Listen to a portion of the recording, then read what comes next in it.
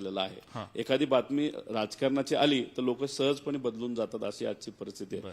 आणि ही फिलिंग जी आज लोकांमध्ये आली आहे ना, हे राजकारणी सगळे असेच आहेत।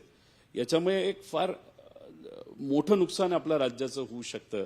कारण का शेवटी उद्या जाऊन एखादा व्यक्ती साध्या कुटुंबातला सुद्धा जेव्हा इलेक्शनसाठी उभा राहील, हे राजकारणी सगळे तसेच असतात। अशी जर फिलिंग लोकांमध्ये राहिली तर उद्या रिप्रेझेंटेटिव्ह जे आहेत ते लोकांचं प्रतिनिधित्व करणारे कदाचित पुढे येणार नाहीत।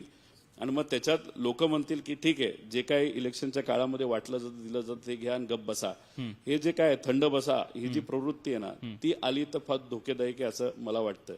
आणि राजकारणामध्ये उद्या जाऊन अजून वेगवेगळे समीकरण तिथं बघायला मिळणार आहेत। आता राज ठाकरे साहेब आणि उद्धव ठाकरे साहेब एकत्रित येत असेल तो त्यांचा त्या ठिकाणी विषय आहे। बरोबर। उद्या जाऊन आमच्या परिवारामध्ये सुद्धा जर काय घडलं तर तो शेवटी दोन नेत्यातला तो विषय काय घडू शकतं असं आहे का?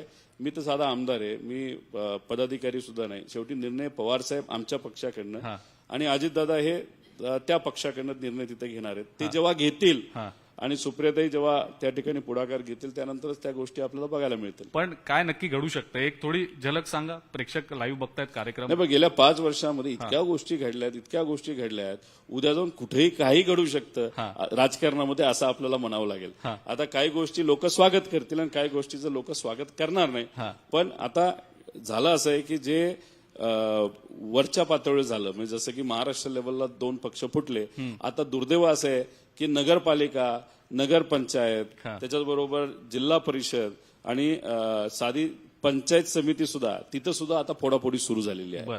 म्हणजे आता गोव्यामध्ये कसं असतं की एखाद्या पक्षातून काही आमदार निवडून येतात आणि सरकार स्थापन करताना त्या पक्षात ते राहत पण नाही, दुसरीकडे जातात आणि त्यात आर्थिक व्यवहार झाला असं म्हणतात। त्यामुळे गोवामध्ये कधी काय घडू शकतं असं आता